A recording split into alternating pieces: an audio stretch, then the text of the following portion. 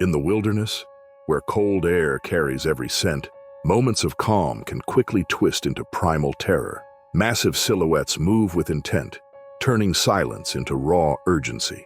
From shattered camps before dawn to chaos on frozen highways, each encounter intensifies with unforgiving force. In this video, we'll reveal 6 harrowing bear attacks, each one more gripping and unpredictable than the last. The small recreational vehicle park sat nestled in a valley roughly 40 kilometers southwest of Whitefish, Montana, where the Rocky Mountain foothills began their dramatic climb toward the Continental Divide. October 2025 had brought unseasonably cold weather to the region, with nighttime temperatures plummeting well below freezing. The park consisted of 12 trailer spots arranged in a loose semicircle around a central fire ring, with dense lodgepole pine forest pressing in from 3 sides. Local wildlife management had posted warnings about increased grizzly activity throughout the fall season, as bears desperately packed on calories before hibernation.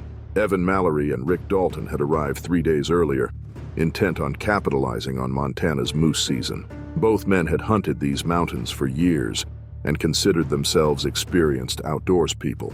On the afternoon of October 26th, they successfully took down a bull moose approximately 2 kilometers from camp, field-dressed the animal on site, and hauled the quarters back using an all-terrain vehicle. By the time they finished arranging the meat in their trailer's small freezer and hanging the remainder from a makeshift rack behind the car, it was completely dark. What neither man considered adequately was the substantial amount of blood, tissue, and entrails left scattered around their campsite. Evan had tossed several blood-soaked rags into a plastic bag beside the trailer's rear wheel, intending to dispose of them the following morning. Additional scraps of fat and membrane lay frozen in the gravel near their processing area, and the entrails had been dumped in a shallow depression roughly 30 meters into the trees. The men assumed the sub-zero temperatures would neutralize the scent quickly, but grizzly bears possess olfactory capabilities that can detect carrion from distances exceeding 3 kilometers. At approximately 4:42 in the morning on October 27th, a massive male grizzly weighing close to 300 kilograms emerged from the forest and entered the RV park. The bear had been roaming the valley for weeks, desperately trying to accumulate sufficient fat reserves before denning. The concentrated smell of fresh moose blood and tissue proved irresistible, drawing the animal directly toward Evan and Rick's trailer. The grizzly reached the trailer's rear corner and immediately located the plastic bag containing the blood-soaked rags. After tearing through the bag in seconds, the bear's attention shifted to the trailer itself, where residual scent from the meat processing had permeated the thin aluminum walls. The grizzly reared up on its hind legs and brought both front paws down against the trailer's sidewall with devastating force, the impact producing a sound like a small explosion. The aluminum sheeting buckled inward, tearing loose from its frame and sending jagged metal fragments scattering across the frozen ground. Inside the trailer, Evan had been sleeping in the rear bunk when the wall beside his head exploded inward. The force threw him sideways against the interior frame, his ribs taking the full impact against the exposed metal supports. Pain erupted through his chest as he crashed to the floor. Rick, who had been sleeping in the front section, jolted awake and immediately recognized the catastrophic nature of their situation. He lunged toward the trailer's side door, managing to wrench it open and tumble outside into the freezing darkness. The grizzly, frustrated by the collapsing metal but still fixated on the scent of blood and meat, rounded the trailer's corner just as Rick attempted to sprint toward the nearby fire pit area. The bear moved with shocking speed, closing the distance in 3 bounding strides. Its shoulder slammed into Rick from behind, sending him face first into the frost-covered ground with enough force to knock the air completely from his lungs. Before he could scramble away, the bear's massive paw came down on his left arm, and Rick heard the bone snap with a sickening crack. The commotion had awakened virtually everyone in the RV park.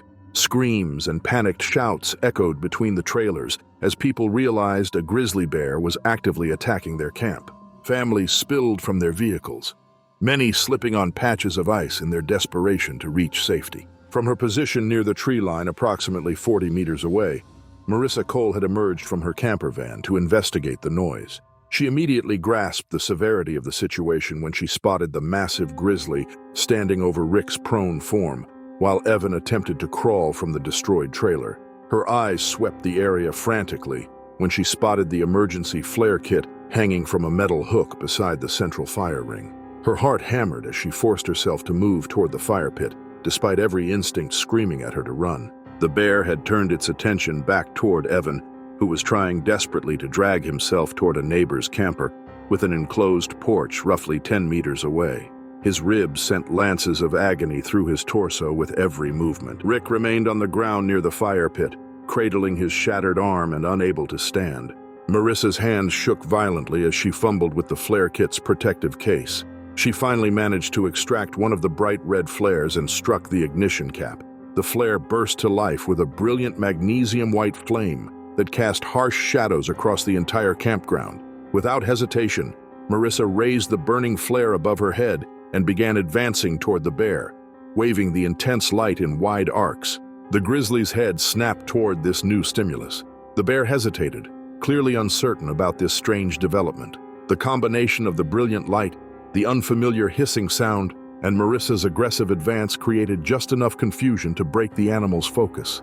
It took 2 steps backward, then released a huffing grunt of frustration. Evan used those critical seconds to complete his agonizing crawl to the neighbor's enclosed porch, where helpful hands dragged him through the door and immediately secured it. Rick managed to roll himself closer to the fire pit's stone ring, putting at least some barrier between himself and the grizzly. The bear cast one final look at the scattered campground before turning and lumbering back toward the forest, disappearing into the trees as dawn's first gray light began illuminating the eastern horizon. Emergency services arrived 40 minutes later to find both Evan and Rick suffering from significant injuries, but alive. Evan had sustained 3 cracked ribs and substantial bruising, while Rick's arm required surgery to set the compound fracture properly. The authorities launched an immediate investigation and determined that improper storage of animal remains and processing waste had directly contributed to the attack.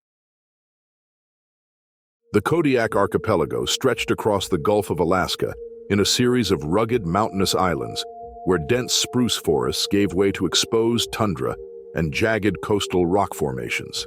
September 2023 brought unseasonably warm weather to the region, prompting many of the area's massive Kodiak brown bears to extend their coastal foraging as salmon runs continued later than usual. The southwestern portion of the archipelago remained largely uninhabited, except for occasional hunting parties, and the combination of isolation and abundant wildlife made it attractive to experienced outdoors people willing to navigate the challenging terrain. Evan Mallory and Tyler Hansen had flown into a remote bay aboard a chartered float plane on September 12th, planning a week-long deer hunting expedition along the coastline. Both men had hunted together for years and possessed substantial wilderness experience, though neither had previously visited this particular section of the archipelago. Their guide had dropped them at a sheltered cove, with instructions to set up a camp well above the high tide line and to remain vigilant for bears, as the area had seen increased Kodiak activity throughout the summer months. The men established their base camp on a grassy bluff overlooking the water and spent their first 2 days scouting promising hunting locations along the rocky shore. On the morning of September 14th, Evan and Tyler successfully shot a Sitka black-tailed deer approximately 2 kilometers south of their camp, where a small tidal creek emptied into the ocean between towering rock formations. The field dressing of the animal took nearly an hour, and rather than hauling the entire carcass back immediately, they decided to cache the meat near the creek mouth, planning to retrieve it with their inflatable raft during the evening high tide. The men covered the deer with their rain tarps, weighed down the edges with stones, and marked the location carefully before returning to camp for lunch. What neither hunter realized was that a massive male Kodiak bear had been patrolling this particular stretch of coastline for several days, drawn by the lingering scent of a seal carcass that had washed ashore during the previous week. The bear weighed approximately 400 kilograms and stood nearly 3 meters tall when reared on its hind legs. It had detected the fresh deer blood from over a kilometer away. It began moving purposefully toward the source, arriving at the cached meat roughly 30 minutes after the hunters departed. Evan and Tyler returned to the creek mouth at approximately 3:40 in the afternoon, planning to butcher the deer into more manageable portions before the tide came in. The approach required navigating along a narrow spit of wave-smoothed stones that separated the creek from the open ocean, with steep rock faces rising on the inland side. As they rounded the final outcropping, both men stopped short, immediately spotting that their tarp had been disturbed and partially shredded. Evan moved closer to inspect the damage, assuming a fox or smaller scavenger had found their cache. The Kodiak charged from behind a drift of snow-covered rock roughly 15 meters away, its roar shattering the coastal silence and sending seabirds exploding from nearby perches. The bear had been feeding on the deer when the men's approach startled it, and rather than retreat, the animal interpreted their presence as a direct threat to its claimed food source. Evan spun toward the sound but had no time to react before the massive predator closed the distance with terrifying speed, its bulk moving across the wet stones with surprising agility. Tyler watched in paralyzed horror as the bear slammed into Evan with the force of a small vehicle, knocking him sideways and sending him crashing against a barnacle-encrusted boulder. The impact drove the air from Evan's lungs, producing an audible crack that Tyler heard even over the crashing waves. The Kodiak immediately began mauling Evan, its teeth tearing into his torso while massive claws raked across his left arm, shredding fabric and flesh with equal ease. Blood splattered across the pale stones as Evan's screams cut through the afternoon air. Tyler's paralysis broke, and he lunged for his backpack, which he had dropped when the attack began. His hands shook violently as he tore open the main compartment, searching for the flare gun they carried for emergencies. The bear continued its assault on Evan, who had gone terrifyingly still beneath the animal's bulk. Tyler's fingers finally closed around the flare gun's textured grip, and he yanked it free, fumbling with the brake action mechanism to confirm it was loaded.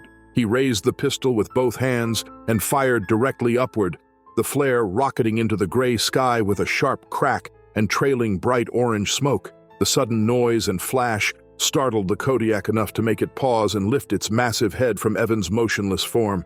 The bear swung toward Tyler, blood dripping from its muzzle, and for several agonizing seconds, he was certain the animal would charge him next.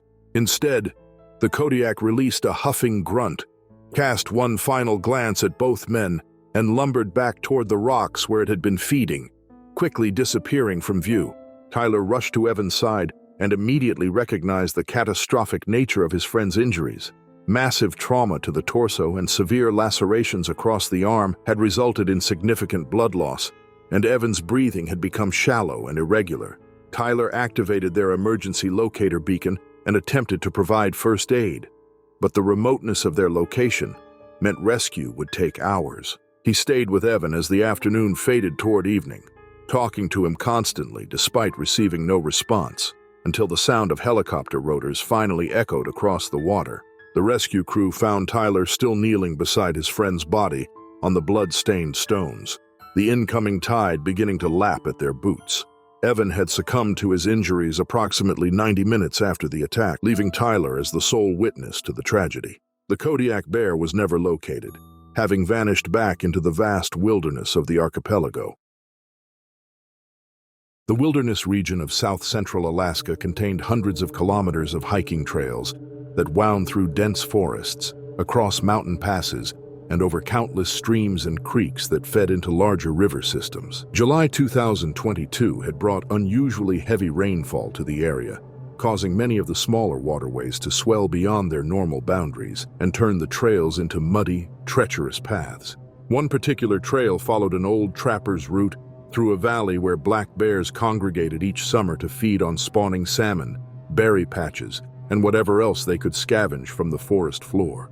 Mara Cole and Tyler Hansen had been hiking together for 3 days, working their way through a 40-kilometer loop that would eventually return them to the trailhead where they had left their vehicle.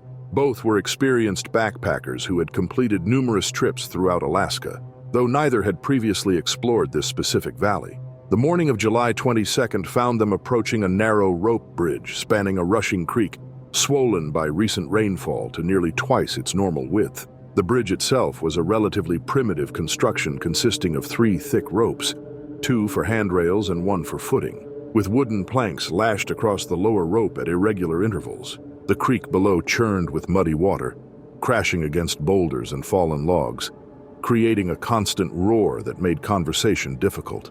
Mara stepped onto the bridge first, testing her weight carefully on the damp wooden planks while gripping the upper ropes tightly. The entire structure swayed with each step, and water sprayed from below, leaving everything slick and treacherous. Tyler waited on the near bank until Mara had advanced several meters, not wanting to add extra weight until she had crossed the bridge's midpoint. Approximately 10 meters away on the opposite bank, a medium-sized black bear emerged from the thick alder brush that lined the creek. The animal had been following the waterway for most of the morning, overturning rocks and digging through debris piles in search of insects, grubs, and anything else edible. It spotted the two humans on and near the bridge and immediately interpreted their presence as competition for the limited food resources along this stretch of creek. Rather than retreat or simply ignore them, the bear broke into a charge toward the bridge's far end, closing the distance with alarming speed. Mara spotted the approaching bear and shouted a warning to Tyler, her voice barely audible over the creek's roar. She tried to move faster across the swaying bridge, but her right foot slipped on one of the wet planks and slid partially through the gap between boards. The sudden shift in her weight caused the entire bridge to shudder violently, and she grabbed desperately at the upper ropes to prevent herself from falling completely. Tyler had just stepped onto the bridge's near end when he felt the structure begin to shake and saw Mara struggling to regain her footing ahead of him. The black bear reached the opposite end of the bridge and, without hesitation, launched itself onto the rope structure. The additional weight of the charging animal proved too much for the already stressed bridge. One of the support ropes that anchored the structure to a tree on the far bank suddenly snapped with a sound like a gunshot, sending splinters of frayed fiber exploding into the air. The bridge twisted violently to one side, and Tyler lost his grip on the upper rope, his legs swinging out over the churning water below. He managed to wrap one arm around the lower rope as his body dangled in space, his backpack dragging him downward with relentless force. Mara had pulled her foot free and was trying desperately to scramble back toward the near bank, moving on her hands and knees across the tilted planks. The black bear, now committed to the bridge despite its collapse, continued forward with its claws, tearing into the wooden planks and frayed ropes.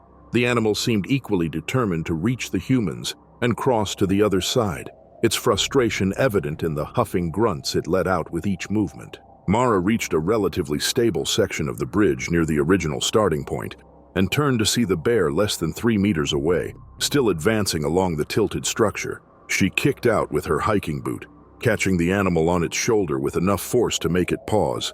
The bear swiped back with one paw, its claws passing within centimeters of Mara's leg. The brief exchange gave Tyler enough time to lose his grip completely, and he plunged into the creek below with a tremendous splash. The frigid water immediately soaked through his clothing as the current grabbed him and swept him downstream. Tyler's right leg struck a submerged boulder with crushing force, and he felt something give way in his knee. Pain exploded through the joint as he struggled to keep his head above water, the backpack threatening to drag him under while the current carried him away from the collapsed bridge. He managed to grab onto a fallen log approximately 20 meters downstream, hauling himself partially out of the water despite the screaming agony in his leg. Back at the bridge, the black bear had apparently decided the unstable structure was not worth the effort. It retreated to the far bank, shook water from its fur, and disappeared into the alder thicket without looking back. Mara clung to the remains of the bridge, her arms shaking with exhaustion and shock, while Tyler remained draped across the log downstream, unable to put any weight on his injured leg. The collapsed bridge now hung uselessly between the banks, completely impassable, leaving both hikers stranded on opposite sides of the swollen creek. Mara activated their emergency locator beacon and shouted downstream to Tyler, confirming he was still conscious despite his obvious injury. The combination of cold water exposure and trauma had left Tyler bordering on hypothermia, his body shivering uncontrollably as he clung to the log. Rescue crews reached the area approximately 3 hours later, approaching from both sides of the creek to evacuate both hikers. Tyler required surgery to repair his shattered knee, while Mara escaped with severe bruising and exhaustion. Both survivors later reported they would never again underestimate the territorial aggression of black bears. The mountainous region of Ussuri-Krai in far eastern Russia rose dramatically from the coastal plains near the Sea of Japan, creating a landscape of forested ridges, deep valleys, and snow-capped peaks that attracted tourists throughout the summer months. August 2021 was particularly dry across the region, causing many of the berry crops that normally sustain the area's brown bear population to wither prematurely. This food shortage drove the bears to expand their range and take increasingly bold risks in their search for calories, occasionally bringing them dangerously close to human settlements and tourist facilities. A small mountain resort had been constructed on one of the lower ridges, approximately 15 kilometers from the nearest town, featuring a cable car system that transported visitors from the valley floor to an observation platform perched on a rocky outcropping at 1,200 meters. The platform itself was a modest timber and steel structure with wooden railings encircling a deck measuring roughly 10 meters across. From this vantage point, tourists could photograph the forested slopes, spot wildlife in the valleys below, and enjoy panoramic views of distant peaks. On the morning of August 3rd, Sergei Volkov arrived at the resort as part of a small tour group that included 8 other visitors from various cities across Russia. Sergei was an amateur photographer who had traveled specifically to capture images of the region's dramatic landscape, carrying professional-grade camera equipment in a backpack weighing nearly 10 kilograms. The cable car ride to the upper platform took approximately 12 minutes. The group dispersed across the platform upon arrival, with most visitors clustering near the eastern railing. Sergei moved to the southern edge of the platform, leaning over the wooden railing to frame a photograph of a river snaking through the valley far below. He adjusted his camera settings, completely absorbed in his work. Nothing suggested that approximately 200 meters down the slope, a massive brown bear had been tracking a small group of deer through the forest, growing increasingly frustrated as the animals repeatedly evaded its attempts to close within striking distance. The bear, an adult male weighing close to 350 kilograms, had gone nearly 2 days without substantial food. The combination of hunger, frustration, and unusually hot weather had left the animal agitated.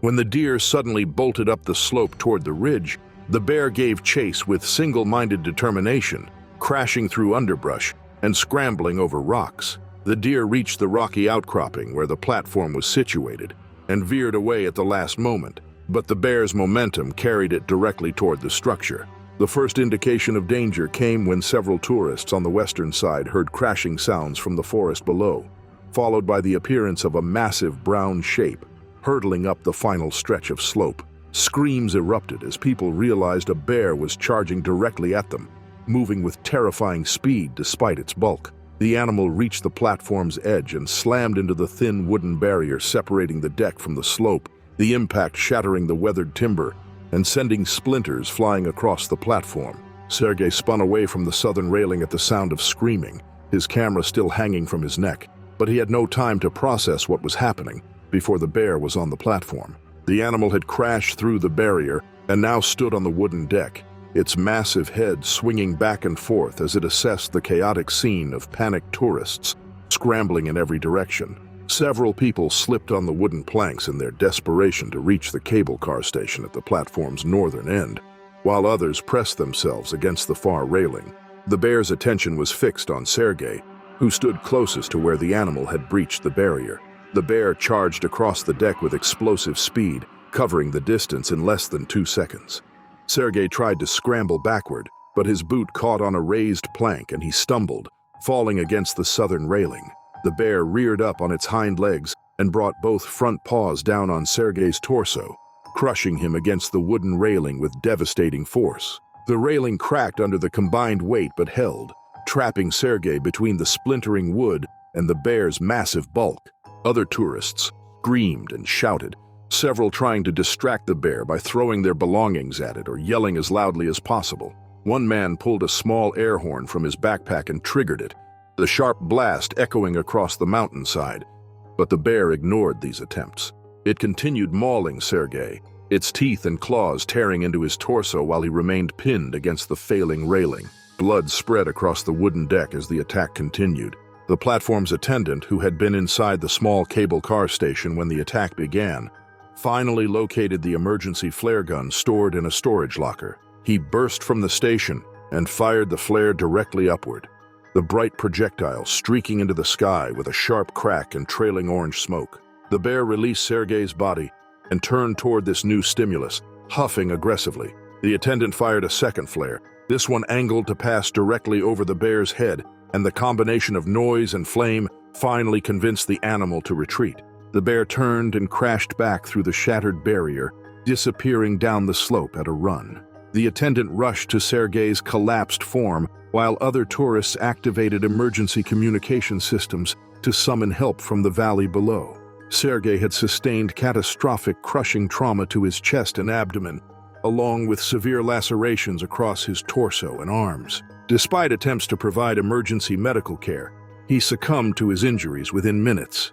Emergency response teams reached the platform 45 minutes later via the cable car system, but could only confirm what the traumatized witnesses already knew. The remaining tourists were evacuated from the mountain in groups. Regional wildlife authorities launched an investigation and eventually tracked down the bear responsible, determining it had been driven to unusual aggression by the combination of food scarcity and territorial stress. On the morning of June 18th, a small expedition cruise ship anchored off the western coast of one of the larger islands, where a rocky bluff rose above the shoreline and offered panoramic views of pack ice drifting in the distance. Emma Larson, the ship's naturalist guide, had led shore excursions in the Arctic for 6 seasons and understood the protocols required when operating in polar bear territory. She carried a flare pistol on her belt and had briefed the 14 tourists in her group about maintaining close formation and following her instructions without question. The group disembarked using inflatable boats and climbed the bluff's gentle slope, spreading out across the rocky terrain to photograph the dramatic seascape. What Emma had not accounted for was that another tour group had visited this exact location 3 days earlier and left behind several coolers and scattered food waste partially buried beneath rocks near the bluff's edge. The previous group's guide had apparently failed to enforce proper waste management protocols, and the lingering scent of discarded sandwiches, fruit, and other organic material had attracted the attention of a massive male polar bear hunting seals several kilometers to the north. The bear had arrived at the bluff approximately 2 hours before Emma's group, investigated the cached food thoroughly, and remained in the area, hoping for additional easy calories. The bear emerged from behind a rocky outcropping roughly 40 meters from where the tourists stood clustered near the bluff's highest point, its cream-colored fur blending almost perfectly with patches of remaining snow. Emma spotted the animal immediately and shouted a warning to her group, her voice sharp and urgent in the still Arctic air. Several tourists had been kneeling to photograph the ice when they heard Emma's shout and looked up to see the enormous predator already moving toward them at a deliberate walk that quickly accelerated into a full charge. Panic erupted instantly as 14 people scrambled across the slick rocks, their careful formation disintegrating into chaos. One elderly man slipped on a patch of ice and crashed heavily onto his side, his camera equipment scattering across the stones. A woman attempting to run downslope toward the boats lost her footing and slid into a shallow meltwater pool, soaking herself in the frigid water. The bear's massive paw caught another tourist's backpack as it swept past, the fabric shredding instantly under the force of the animal's claws and spilling contents across the rocks. Emma pulled the flare pistol from her belt and fired into the air above the bear's head, the projectile streaking upward with a sharp crack and exploding in a burst of red sparks. The bear hesitated for perhaps 2 seconds, its head tracking the bright flare, before continuing its charge toward a cluster of tourists who had taken shelter behind several large boulders. Emma fired a second flare, angling this one to pass directly in front of the animal's face, and the bear finally broke off its advance with a frustrated growl. The tourists scrambled toward the overturned coolers, and pieces of driftwood scattered across the bluff, creating makeshift barriers between themselves and the predator. Emma advanced toward the bear while firing a third flare. The combination of bright light, sharp noise, and aggressive human behavior finally convincing the animal to retreat. The bear backed away slowly, huffing and swinging its massive head, before turning and loping back toward the rocky outcropping where it had first appeared. Within seconds, fog rolling in from the ocean had swallowed the animal completely, leaving only tracks in the snow as evidence of its presence. The group reunited near the slope leading down to the boats, several people bleeding from scrapes sustained during their panicked flight across the rocks, others shaking with shock and adrenaline. Emma conducted a rapid head count and confirmed everyone had survived, though the elderly man who had fallen required assistance walking due to a badly bruised hip, and the woman who had fallen into the meltwater pool showed early signs of hypothermia. The group evacuated to the ship immediately, abandoning their planned photography session and leaving the bluff to its solitary predator. The stretch of highway that cut through the northern Montana wilderness between the small towns of Shelby and Chester represented one of the most isolated roadways in the continental United States, passing through 70 kilometers of open prairie where winter storms could transform the landscape into an impenetrable white void within minutes. January 2025 brought particularly severe weather to the region, with multiple blizzards striking in rapid succession, leaving snowdrifts up to 2 meters high along roadsides. On the afternoon of January 11th, weather forecasters issued urgent warnings about an approaching storm system that would bring whiteout conditions and wind gusts exceeding 80 kilometers per hour. Still, several motorists had gambled on reaching their destinations before the worst weather arrived. Nate Rordan had been driving long-haul trucks for nearly 15 years and considered himself experienced enough to handle challenging winter conditions. His rig carried a load of agricultural equipment bound for a farm supply depot in Chester, and he had calculated that maintaining a steady pace would allow him to complete the delivery before the storm intensified. By 3:30 in the afternoon, however, the wind had picked up dramatically, and snow had begun falling so heavily that visibility dropped to less than 10 meters. Nate reduced his speed to a crawl and activated his emergency flashers, but within minutes, he realized the road ahead had become completely obscured by blowing snow. His truck ground to a halt as the wheels lost traction on ice hidden beneath fresh powder, the engine straining uselessly as the vehicle refused to move forward or backward. Nate grabbed his radio and reported his position to dispatch, receiving confirmation that emergency services were already overwhelmed with stranded motorists across the region. Behind him, 3 passenger vehicles and another truck had also stopped, their drivers realizing that attempting to continue would be suicidal in the zero visibility conditions. The small convoy of stranded vehicles sat roughly 40 kilometers from the nearest town, effectively isolated until the storm passed or rescue crews could reach them. Nate attempted to open his driver's door to assess the situation, but found the wind so powerful that the door was nearly torn from his grip. He forced it shut again and instead communicated with other drivers via CB radio, establishing that approximately 12 people were trapped in the cluster of vehicles. Someone suggested remaining in their cars with engines running for heat, but Nate warned that carbon monoxide poisoning could be a serious risk if exhaust pipes were blocked by snow. The group agreed to check in on each other regularly and share whatever supplies they had. Approximately 90 minutes after the vehicles had stopped, a woman named Caroline Price radioed that she had been carrying a cooler containing frozen meat in her trunk en route from her parents' farm to her apartment in Chester. The cooler had not been secured properly. It had broken open during the sudden stop, spilling packages of wrapped venison across her trunk and onto the road, when she briefly opened it to retrieve a blanket. Caroline reported she had managed to gather most of the packages back into her vehicle, but several had fallen into the snow beside the road. It was now buried somewhere in the rapidly accumulating drifts. Nate immediately recognized the danger this presented.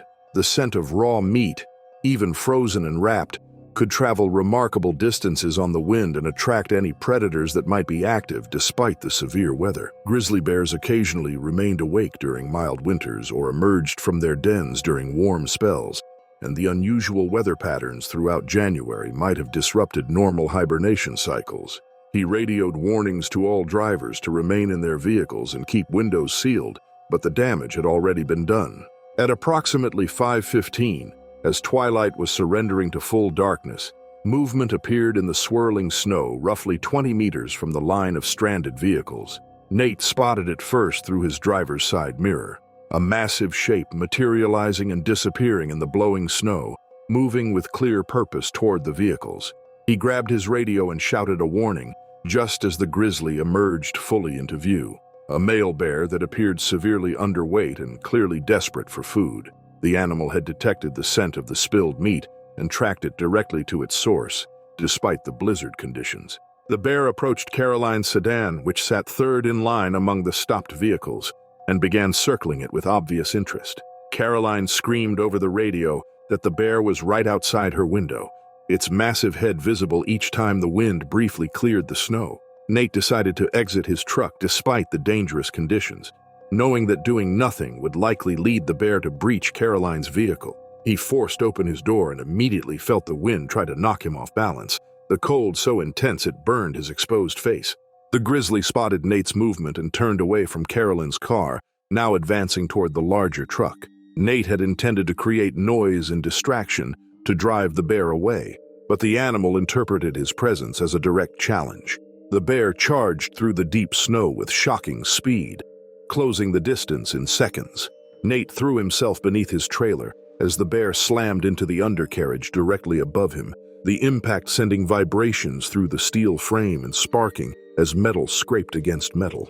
Caroline had exited her vehicle during the confusion and was attempting to reach Nate's truck to help, but she stumbled in the deep snow and fell to her hands and knees roughly 5 meters from the trailer. The bear, frustrated by the trailer's solid construction, circled the rear and spotted Caroline struggling in the snow. Nate watched in horror from beneath the undercarriage as the animal changed direction and began moving toward the fallen woman, who was desperately trying to regain her footing in the chest-deep drifts. Nate's emergency beacon had been knocked from the cab during the bear's initial impact, and now lay half buried in the snow approximately 3 meters from the trailer, its orange light blinking rhythmically through the storm. The device was their only reliable way to signal their exact location to rescue crews, as the blizzard had disrupted cell phone signals across the entire region.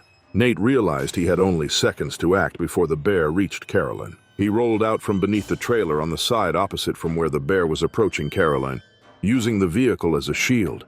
The wind had shifted slightly, blowing directly from behind him toward the bear, and Nate knew this worked in his favor by carrying his scent away from the animal. He crawled through the deep snow toward the beacon, his hands already going numb from the cold, while the bear closed to within 2 meters of Caroline. She had stopped struggling, and instead pressed herself flat against the snow, instinctively recognizing that movement would trigger an immediate attack. Nate's fingers closed around the beacon, just as the bear lowered its massive head toward Caroline, sniffing at her wind-blown hair. He raised the device above his head and activated its emergency siren function, a piercing wail that cut through even the howling wind. The bear's head snapped toward the sound, and for 3 agonizing seconds the animal seemed to weigh its options, the motionless human at its feet or the source of the disturbing noise. The siren continued its rhythmic shriek, and finally the Grizzly turned away from Caroline, huffing in frustration, and lumbered back into the swirling snow, disappearing as suddenly as it had appeared. Rescue crews reached the stranded motorists shortly after 7 that evening, guided by the beacon signal through the worst of the storm. Both Nate and Caroline were treated for early-stage hypothermia and frostbite, while the other motorists had remained safely in their vehicles throughout the encounter. Wildlife officials later confirmed tracks indicating a grizzly had been in the area, but were unable to locate the animal itself.